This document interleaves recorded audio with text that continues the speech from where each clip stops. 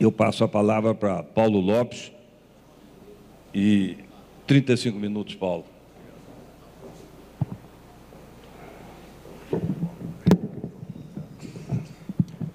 Bom dia a todas e a todos. Gostaria de agradecer, antes de tudo, o convite que me foi feito pela Telebrasil para apresentar para vocês a experiência da União Europeia para o desenvolvimento de soluções completas em banda larga, como representante da Comissão Europeia, que é o órgão executivo da União Europeia, e baseado aqui na delegação da União Europeia no Brasil. Nós temos alguns pontos em comum entre a União Europeia e o Brasil. Temos regiões e países com níveis, ou estados, com níveis bem distintos de desenvolvimento. Por exemplo, temos os Estados-membros da União Europeia do Norte e os que têm níveis de desenvolvimento bem maiores que os do Sul e do Leste, Centro-Leste da União Europeia. Temos também um ponto comum, que temos um foco muito grande na questão do impacto social, portanto, da coesão social. E também temos outro ponto que é importante realçar, que temos uma presença forte aqui das empresas europeias no setor de telecomunicações, tanto operadoras como fabricantes de equipamentos, e esperamos também que cada vez mais exista uma presença das empresas brasileiras neste setor, TICs, telecomunicações, no mercado europeu. A minha apresentação vai ter 4 partes. Primeiro, falar sobre como se encontra o mercado da União Europeia em termos de banda larga. Depois, a agenda digital da União Europeia, adotada no ano passado.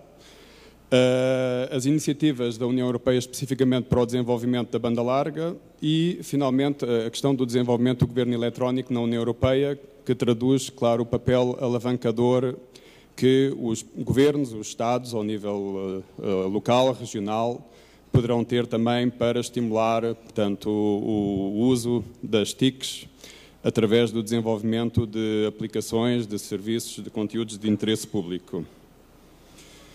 Começando, este mapa mostra como está a União Europeia atualmente. Temos 27 Estados-membros, também outra coincidência com o Brasil, mas 500 milhões de habitantes concentrados num território menor, não é? Portanto, novos países deverão aderir. Aqui no Brasil também se fala da criação de novos Estados. Temos um pouco mais de idiomas que o Brasil, não é? 23 idiomas oficiais, e a União Europeia foi criada pelo Tratado de Roma há mais de 50 anos, em 1957.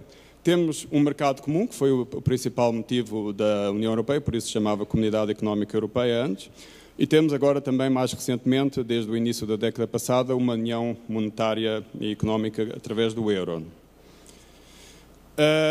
Em termos gerais, é importante realçar que a União Europeia é o maior parceiro comercial do Brasil, em termos agregados, e o principal investidor, se falarmos do mercado comum da União Europeia no seu conjunto. Temos também uma parceria estratégica União Europeia-Brasil, que foi lançada em 2007, durante a presidência portuguesa da União Europeia, e essa parceria estratégica traduziu-se na elevação do diálogo político entre a União Europeia e o Brasil, que tem agora o mesmo status do diálogo que temos com os outros parceiros principais da União Europeia no mundo, não é? Falando agora do mercado, especificamente do mercado de banda larga da União Europeia, temos os dados atuais de janeiro deste ano. A penetração da banda larga fixa cresceu para 26,6% da população, portanto, o número de linhas fixas de banda larga por 100%, por 100 habitantes. Não é? Em termos de penetração por lares, a penetração é de 60% atualmente e temos 84% das empresas conectadas já à banda larga. Também é interessante notar que vários países europeus são os líderes mundiais atualmente de penetração de banda larga, principalmente os países do norte da Europa, e que 86% das linhas de banda larga na União Europeia já têm débitos de 2 megabits por segundo ou superiores, e dos quais quase 40% já são superiores a 10 megabits. Um desenvolvimento também importante da penetração da banda larga móvel, isto através de dispositivos de dados, data cards dedicados, que já alcançou 7,2% e alguns países já têm penetrações até superiores a 15%.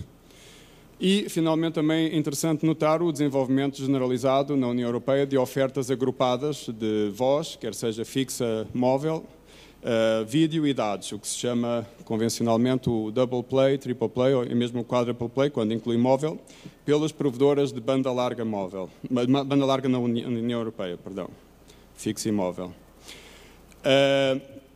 Este gráfico mostra a percentagem de lares conectados à banda larga na União Europeia. Como eu falei, a média é à volta de 60% aqui, e vemos que temos grandes disparidades entre os diferentes países, com os países do norte da Europa com penetrações quase já passando 80%, dos lares, mas outros, os países do leste da Europa principalmente, aqui temos Bulgária e Roménia, que são Estados-membros da União Europeia, com penetrações muito baixas, quase 20%, um pouco mais de 20%, não é?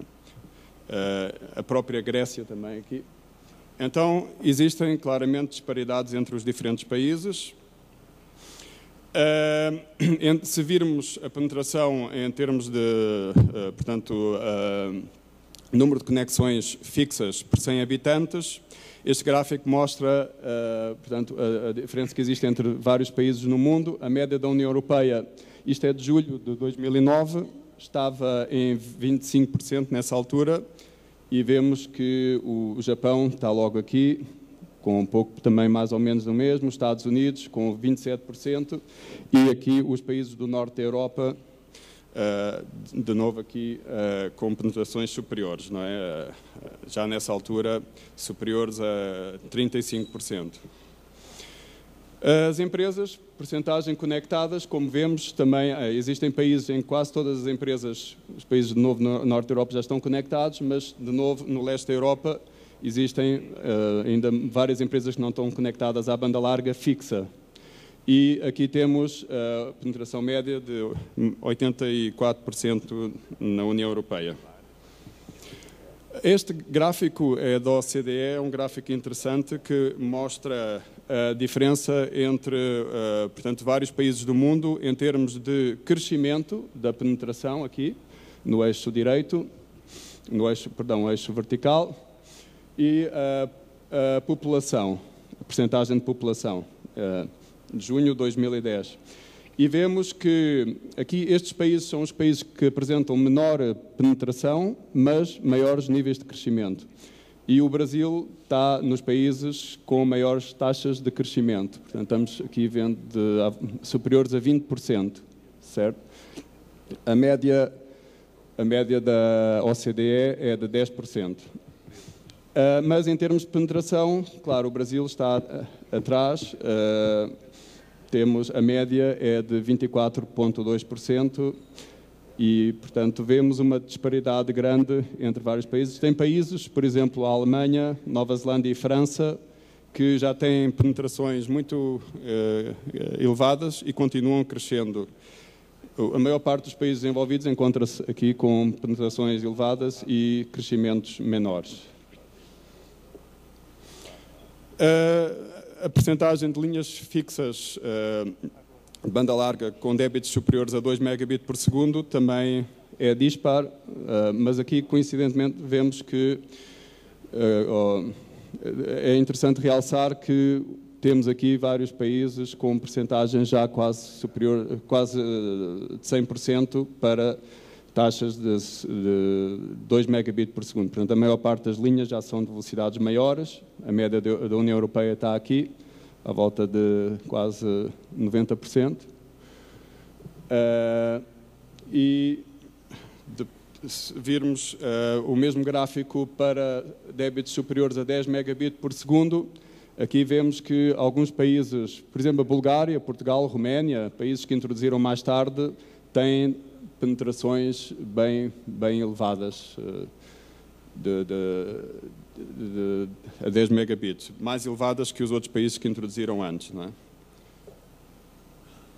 E em termos de linhas fixas de banda larga por tecnologia, vemos que o ADSL predomina, não, com quase 80%. O resto, 19%, é outras tecnologias, basicamente cabo, e 2% é fibra. E essa tem sido a evolução. A banda larga, como eu indiquei, a média está por 7%, através de data cards dedicados.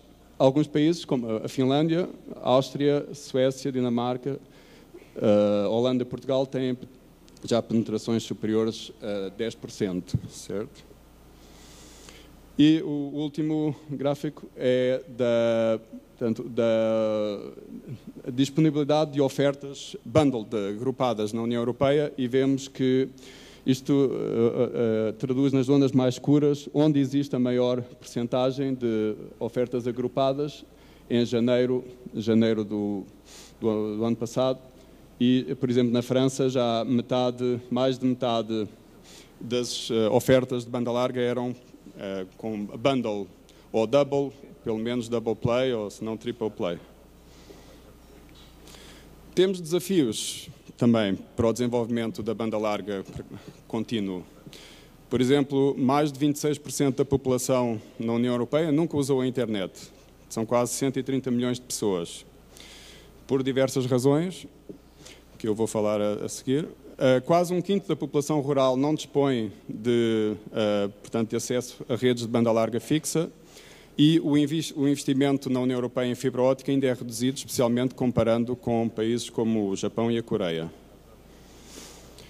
Então, em termos de percentagem da população que nunca usou a internet, vemos que a média está, portanto, a 26%, na média na União Europeia, e é maior, de novo, nos países do leste da Europa e do sul da Europa do que nos outros, em que a percentagem é muito baixa, inferior a 10% nos países do norte da Europa. Aqui temos o resultado de um inquérito às barreiras ao desenvolvimento do comércio eletrónico, que também pode ajudar a explicar porque é que as pessoas não usam a internet, e vemos que algumas das razões identificadas, claro, tem razões que as pessoas pensam que não têm a necessidade ou que preferem comprar nas lojas, mas tem outras razões aqui que dependem muito da indústria e dos próprios reguladores, dos governos, políticas públicas, por exemplo, a segurança dos pagamentos, as preocupações com privacidade, preocupações com portanto, a fiabilidade, confiança, skills, portanto, as capacidades das pessoas para usar essas novas tecnologias, não é? E a internet em particular, e o comércio eletrónico. Então, são áreas que é importante trabalhar para assegurar os usuários. Temos a questão da fratura digital nas zonas rurais, em que existem, aqui vemos que há países que têm cobertura completa, mas tem outros, por exemplo, aqui vemos a média, como eu falei, quase um quinto não tem acesso das zonas rurais não tem acesso a redes fixas, portanto um quinto da população das zonas rurais, e existem de novo os países do leste e do sul que são mais desfavorecidos.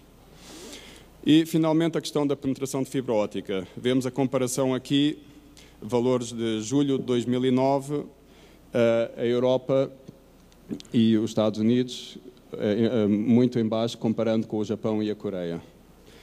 Temos também de reconhecer que a situação no Japão e na Coreia é diferente, porque são grandes centros urbanos muito concentrados e é mais fácil também de servir a população com fibra óptica. Mas há outras razões também que explicam esses atrasos.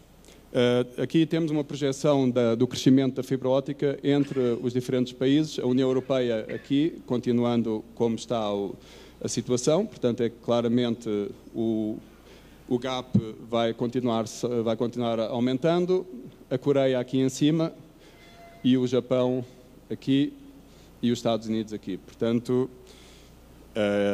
os países asiáticos estão claramente na frente.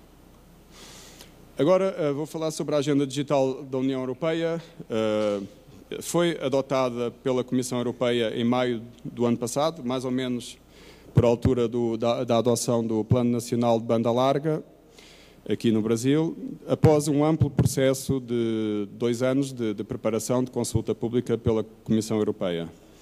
Os principais objetivos, na verdade, têm a ver com o que o Paulo Rebelo mencionou. Temos uma crise e, portanto, as TICs têm um grande potencial para o crescimento económico, para a competitividade da economia europeia. Portanto, queremos explorar ao máximo esse potencial. Também queremos distribuir os benefícios da era digital por todos os estratos da sociedade. E então, nesse sentido, a agenda enumera 7 domínios prioritários de ação na União Europeia e prevê cerca de 100 medidas de acompanhamento, das quais 31 são de caráter legislativo. Esses são os 7 domínios prioritários. Portanto, o primeiro é a questão da harmonização, portanto, criar um mercado único europeu capaz de tirar o partido de todos os benefícios da era digital. A questão também, o segundo, que é a questão da interoperabilidade, sobre a base de plataformas e normas abertas e internacionais. O terceiro tem a ver com a questão de que os usuários possam usar mais a internet, não é? Reforçar a confiança e a segurança da internet. O quarto é a questão da banda larga, não é? De aumentar o acesso rápido e ultra rápido à internet. O quinto é a questão da pesquisa e inovação, de vanguarda em TICs, tem de se impulsionar, tanto o setor público como o privado.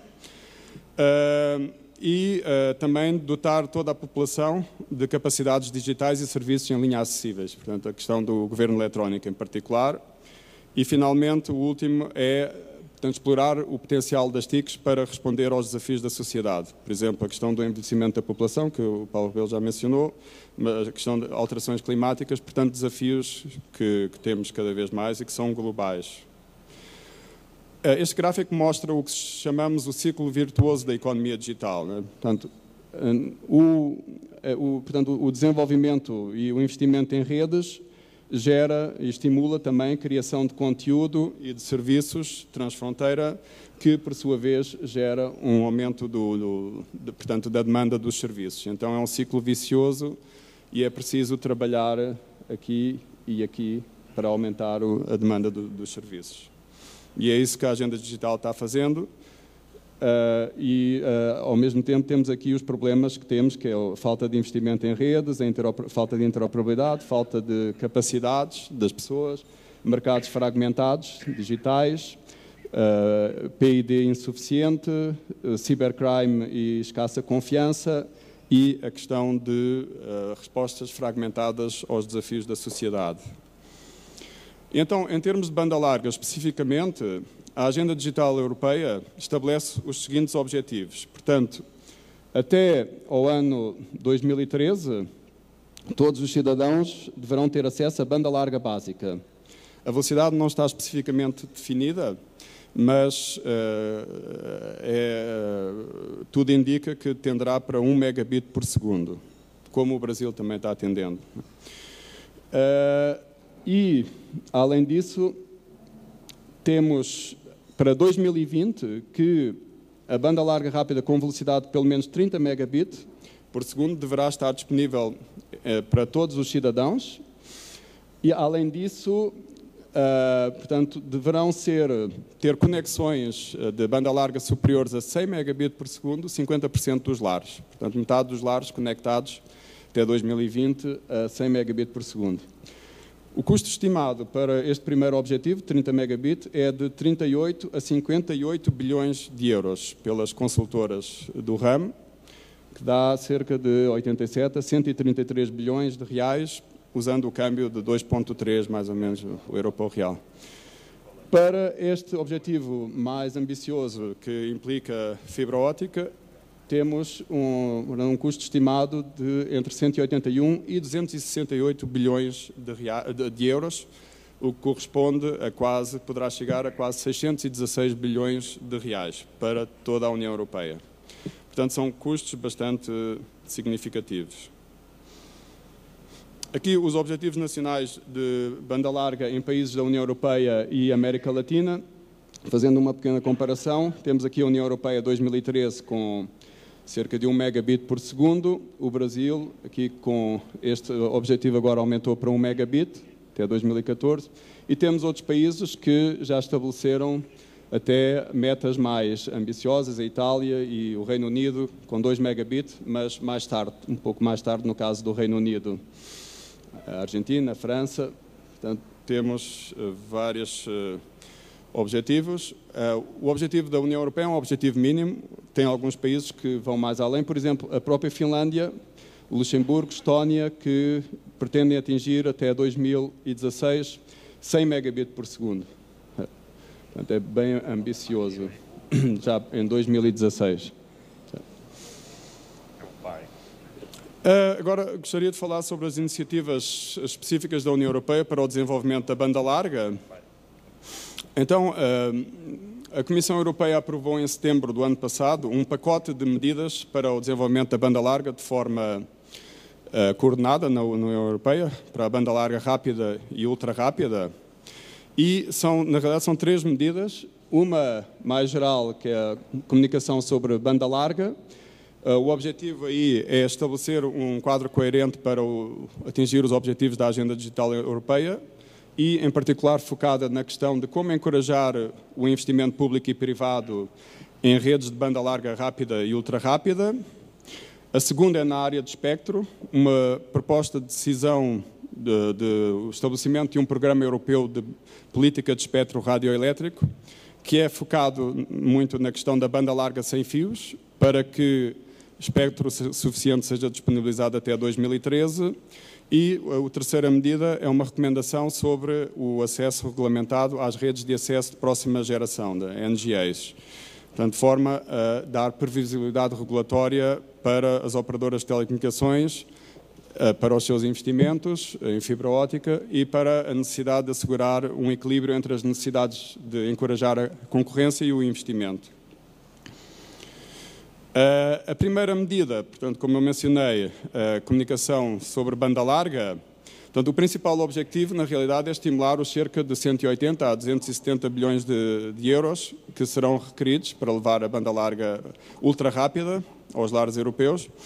E aí há várias medidas que são propostas, portanto, a adoção por cada Estado-membro da União Europeia de planos nacionais de banda larga, a questão de promover, formas de promover o investimento e a redução dos custos de investimento, reforçar, portanto, a utilização dos fundos estruturais e rurais da União Europeia, principalmente para as zonas rurais e mais desfavorecidas, promover o desenvolvimento da banda larga sem fios, também com foco para a universalização, em particular a questão de satélites também, incluindo satélites, e desenvolver instrumentos de financiamento de banda larga no âmbito europeu. A questão de redução de custos de investimento neste âmbito é fundamental em particular, o objetivo aí é fomentar regras de planejamento urbano e coordenação. E isso pelo facto que se estima que cerca de 80% dos custos de instalação de infraestrutura de banda larga são de engenharia civil. Então, aí as propostas são do tipo de requerer a instalação de infraestruturas passivas de banda larga e de cabeamento dentro de novos edifícios, também facilitar, agilizar a atribuição de direitos de passagem de cabos e de construção de mastos para antenas, reduzir os encargos administrativos, mapear a infraestrutura passiva disponível, que seja adequada para o cabeamento e a modernização dos fios dentro dos edifícios e proporcionar acesso às principais redes públicas e ao financiar a instalação de nova infraestrutura passiva. Portanto, tudo medidas com o objetivo de encorajar e facilitar o investimento. Passando para a segunda medida de espectro radioelétrico, essa, portanto, proposta de programa europeu reconhece que as tecnologias de banda larga sem fios, e inclusive a de satélite, como mencionei, têm um enorme potencial para o desenvolvimento social e económico, em particular nas zonas rurais. E, portanto, temos de ter uma gestão mais eficiente do espectro radioelétrico para que possamos ter espectro suficiente para essas novas tecnologias. Aí, os objetivos dessa política europeia são aplicar os princípios de neutralidade tecnológica e de serviços e da flexibilização do uso do espectro para promover a inovação e o investimento.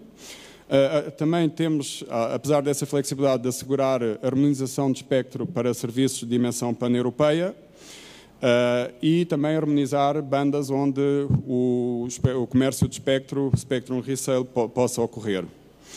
E, focado na questão da banda larga sem fios, que é o foco dessa política, como eu indiquei, é importante mencionar que a Comissão Europeia recomendou que fosse usada para a banda larga sem fios uma parte substancial do dividendo digital, não é? Da faixa de 800 MHz, que está prevista ocorrer a transição, portanto, o apagão da TV analógica na União Europeia de forma coordenada, está previsto ocorrer até final de 2012.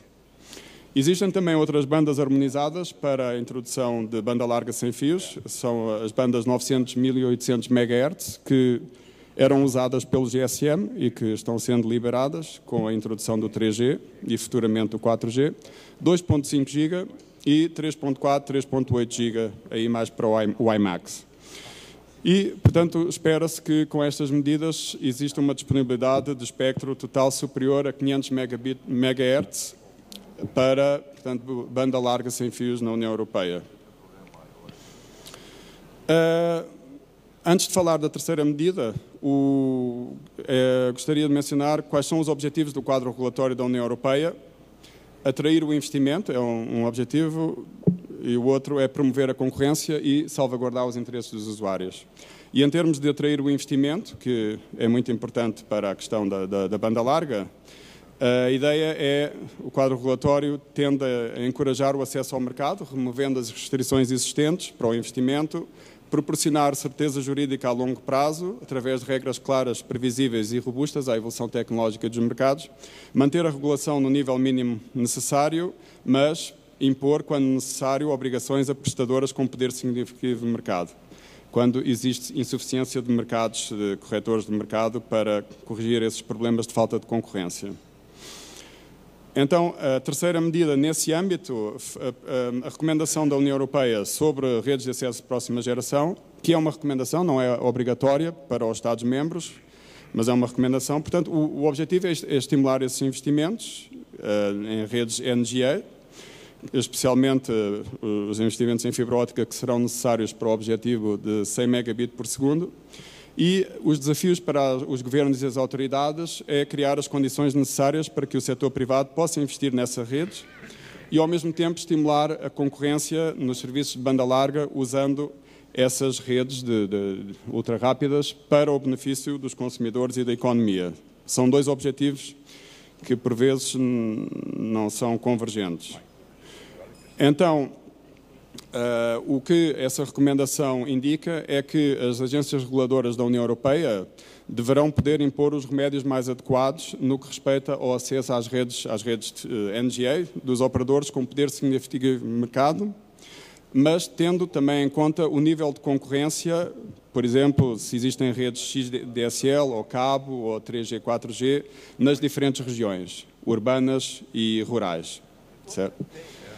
Também se reconhece que o risco de investimento das operadoras nessas redes deverá ser tido em conta quando os reguladores estabelecem preços de acesso orientados para os custos, com flexibilidade para contratos a longo prazo e descontos de volume, e deverão promover-se também os co-investimentos e os mecanismos para, como, por exemplo, instalação de linhas multifibra para compartilhar os riscos.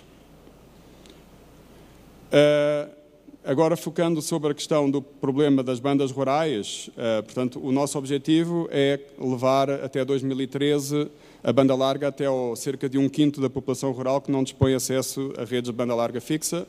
A Comissão Europeia, portanto, propôs uma comunicação em 2009 sobre a melhoria do acesso nessas zonas rurais. Disponibilizou também, a partir de 2009, mais de 1 milhão de euros no âmbito dos programas de apoio ao desenvolvimento das zonas rurais e publicará até ao final deste ano orientações para os Estados-membros da União Europeia para se beneficiarem melhor desses fundos disponíveis. E isto leva-me a uma medida importante também da Comissão Europeia sobre a intervenção estatal na banda larga. A Comissão Europeia, ao abrigo das regras de concorrência da União Europeia, publicou orientações em setembro de 2009 com o objetivo de delinear um quadro claro e previsível para o desenvolvimento da banda larga, promovendo simultaneamente a dinâmica do mercado e a concorrência num setor liberalizado. E estas orientações estabelecem a forma como os fundos públicos na União Europeia poderão ser canalizados para a implantação de tanto redes básicas de banda larga e redes de acesso de próxima geração de fibra óptica. E estas orientações estabelecem que os fundos públicos na União Europeia deverão ser destinados para as zonas onde os operadores privados não investem, quer seja devido a elevados custos de implantação de redes de banda larga, baixa densidade populacional ou baixo nível de atividade económica. E então, estas orientações da Comissão Europeia estabelecem uma distinção entre zonas competitivas, o que se convencionou chamar zonas negras, devido a, olhando no mapa, ficam negras devido à presença de redes e serviços de banda larga, que são zonas onde tipicamente existem duas redes de banda larga, pelo menos. E nessas zonas não são autorizados auxílios estatais em todo o território da União Europeia. A Comissão Europeia, ao abrigo da direito de concorrência, tem o poder de vetar auxílios estatais nessas zonas. Temos as zonas não rentáveis, que são as zonas brancas, onde não existem redes de banda larga e onde são autorizados auxílios estatais, sob dadas condições. E temos as zonas intermédias, as zonas cinzentas, em que existem tipicamente pelo menos existe apenas uma rede de banda larga e onde se poderão justificar auxílios estatais também sob determinadas condições. Agora também é interessante notar que na definição de zonas brancas ou cinzentas há também que tomar em conta planos concretos de investimento sólidos nos próximos 3 anos de operadores privados. Certo?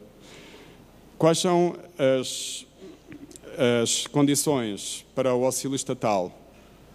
Portanto, as condições, primeiro, o objetivo é reforçar a concorrência e evitar a recriação de monopólios no setor e, por isso,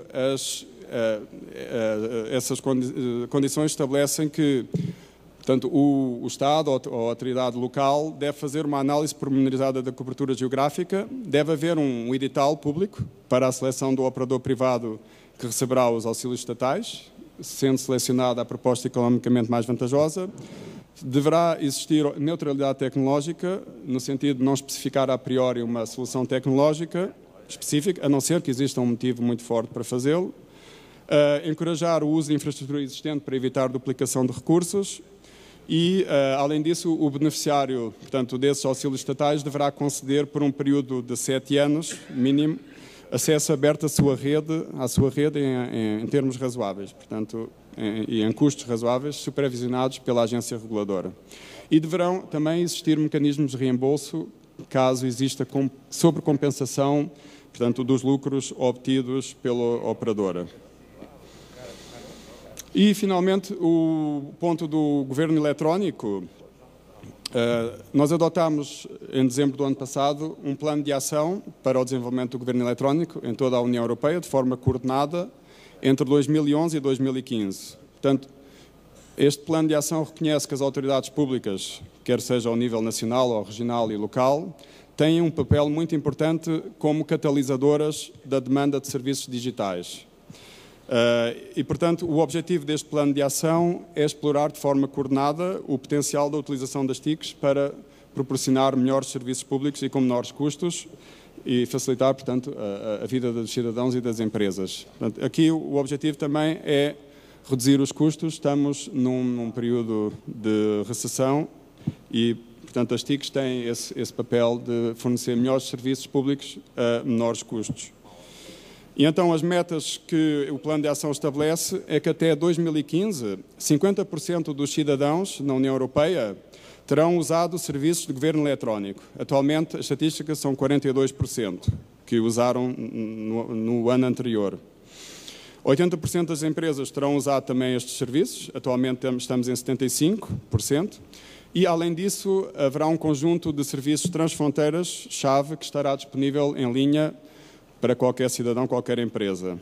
E, além de outras metas que serão estabelecidas por cada Estado-membro da União Europeia.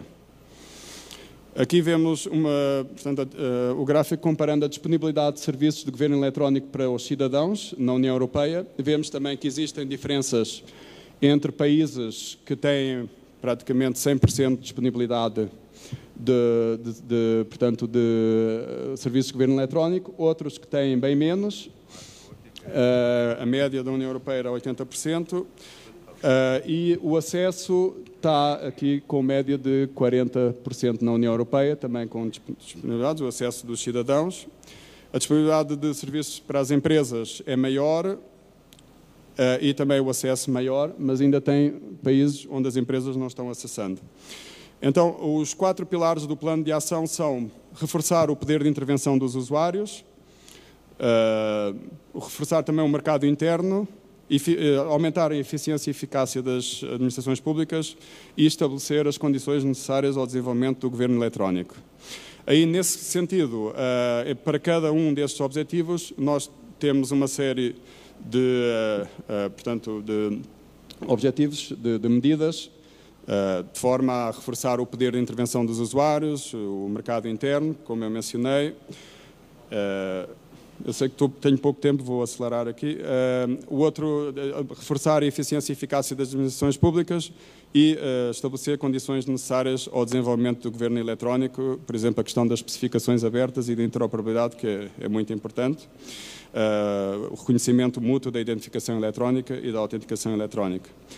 E estas são algumas medidas concretas, por exemplo, aplicar o princípio da operação única de registro de seguro de dados fornecidos à administração pública para evitar a duplicação de informações, a questão da utilização à escala da União Europeia da identidade eletrónica nacional para facilitar os procedimentos transfronteiras, permitir que os cidadãos e as empresas vejam em tempo real o avanço das suas transações com a administração pública, personalizar os serviços para os usuários e disponibilizar também dados, principalmente de interesse público, para reutilização por terceiros. Então, concluindo,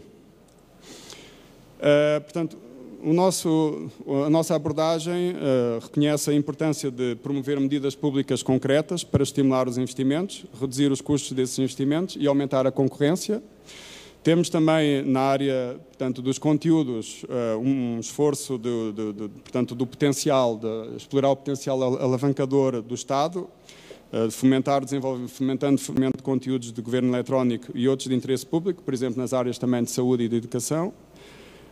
A Comissão Europeia está trabalhando, seguirá trabalhando com os Estados-membros da União Europeia e com a indústria do setor, especialmente para gerar e implementar planos nacionais de banda larga efetivos, e temos todo o interesse em continuar o diálogo e troca de experiência com as autoridades brasileiras nesse âmbito. Agradeço pela vossa atenção.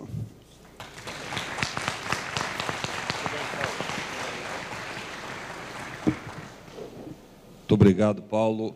Eu creio que todas essas informações colocadas aqui da experiência da União Europeia são muito úteis na tudo aquilo que a gente tem que prever daqui para frente no Brasil. Nós vamos abrir